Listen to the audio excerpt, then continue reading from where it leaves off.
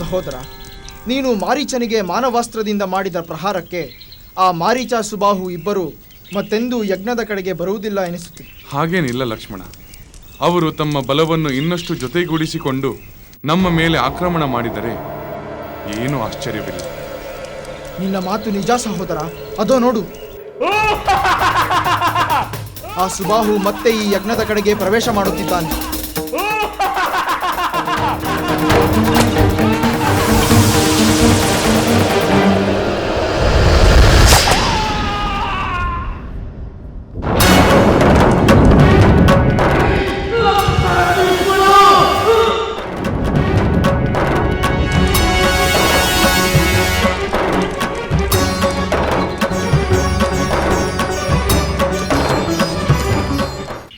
ಶಿಷ್ಯರೇ, ರಾಮ ಅವತಾರದಲ್ಲಿ ತಾಟಕಿ ಸುಬಾಹುವಿನಂಥ ಸಂಹಾರವಾಯಿತು. ಅಲ್ಲಿಂದಲೇ ರಾಮನ ಅವತಾರ ದುಷ್ಟರ ನಿಗ್ರಹ, ಶಿಷ್ಟರಿಗೆ ಅನುಗ್ರಹ ನೀಡಲು ಆರಂಭಿಸಿತು.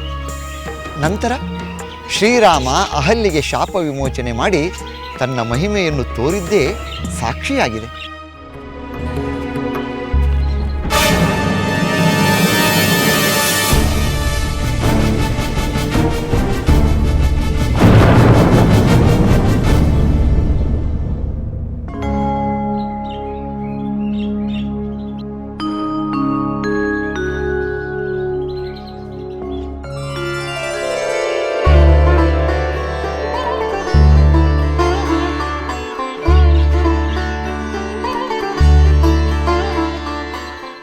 ಸಹೋದರಿ ಅಹಲ್ಯಾದೇವಿ, ರಾಮನ ಆಗಮನದಿಂದ ನಿನ್ನ ಶಾಪ ವಿಮೋಚನೆಯಾಯಿತು. ಇನ್ನು ಮುಂದೆ ನಿನಗೆ ಸನ್ಮಂಗಳವು ಉಂಟಾಗುವುದು. ಧನ್ಯಳಾದೆ ಮಹರ್ಷಿ, ಧನ್ಯಳಾದೆ.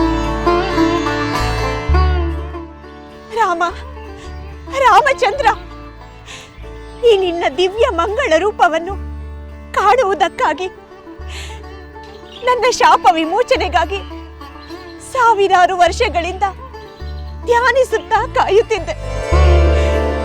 ಆ ನನ್ನ ತಪಸ್ಸು, ನಿರೀಕ್ಷೆ ಇಂದು ನಿನ್ನ ಆಗಮನದಿಂದ ಸಾರ್ಥಕವಾಯಿತು, ಸಾರ್ಥಕವಾಯಿತು ತಂದೆ. ಗುರುದೇವ, ಅಹಲ್ಯೆಯ ಶಾಪ ವಿಮೋಚನೆ ಆದ ನಂತರ ವಿಶ್ವಾಮಿತ್ರರು ರಾಮಲಕ್ಷ್ಮಣರನ್ನು ಮಿಥಿಲೆಗೆ ಕರೆದುಕೊಂಡು ಹೋದರಲ್ಲವೇ? ಹೌದು ಶಿಷ್ಯರೇ, ಅದೊಂದು ನೆಪ ಅಷ್ಟೇ. ಲಕ್ಷ್ಮಿಯ ಅವತಾರವಾಗಿ ಜನ್ಮ ತಾಳಿದ ಸೀತಾದೇವಿಯನ್ನು ಅವನು ವರಿಸಬೇಕಾಗಿತ್ತು. ಶಿವಧನಸ್ಸನ್ನು ಮುರಿದು ತನ್ನ ಮಹಿಮೆಯನ್ನು ತೋರಬೇಕಾಗಿತ್ತು. ಅದರಿಂದ ಶ್ರೀರಾಮ ವಿಶ್ವಾಮಿತ್ರ ಮುನಿಗಳೊಂದಿಗೆ ಮಿಥಿಲೆಗೆ ಹೋದ. ಎಲ್ಲ ಸುಸೂತ್ರವಾಗಿ ನಡೆದು ಲೋಕ ಕಲ್ಯಾಣದ ಮಹಾ ಆರಂಭದಂತೆ ಸೀತಾರಾಮರ ಕಲ್ಯಾಣ ಅತ್ಯಂತ ವೈಭವದಿಂದ ನಡೆಯಿತು. ಅದು ತ್ರೇತಾಯುಗದ ಒಂದು ಅಭೂತಪೂರ್ವ ಪ್ರಸಂಗವೆಂದು ನಿಸ್ಸಂಶಯವಾಗಿ ಹೇಳಬಹುದು.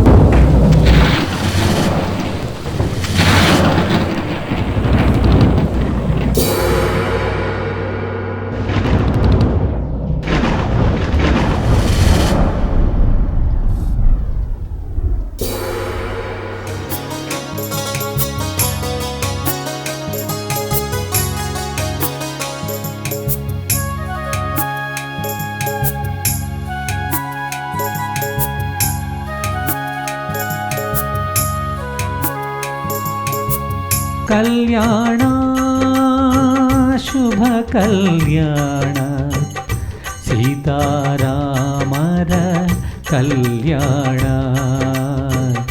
ಸೀತಾರಾಮರ ಕಲ್ಯಾಣ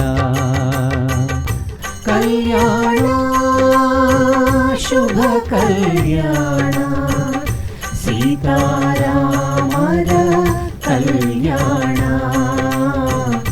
ಸೀತಾರಾಮರ ಕಲ್ಯಾಣ.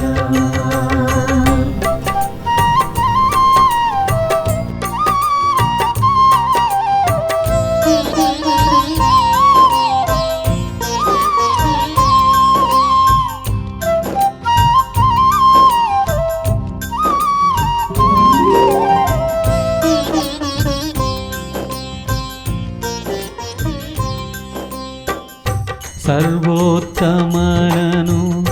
ಸರ್ವಮಂಗಳೇ ವರಿಸುವ ಪರಿಯನು ನೋಡುವುದೇ ಲೋಕಲೋಕಗಳ ಪುಣ್ಯಚೇತನರ ಮಹಾಭಾಗ್ಯದ ಕ್ಷಣವಿದುವೇ ಕಲ್ಯಾಣ ಶುಭ ಕಲ್ಯಾಣ ಸೀತಾರಾಮರ ಕಲ್ಯಾಣ ಕಲ್ಯಾಣ ಶುಭ ಕಲ್ಯಾಣ ಸೀತಾರಾಮರ ಕಲ್ಯಾಣ ಸೀತಾ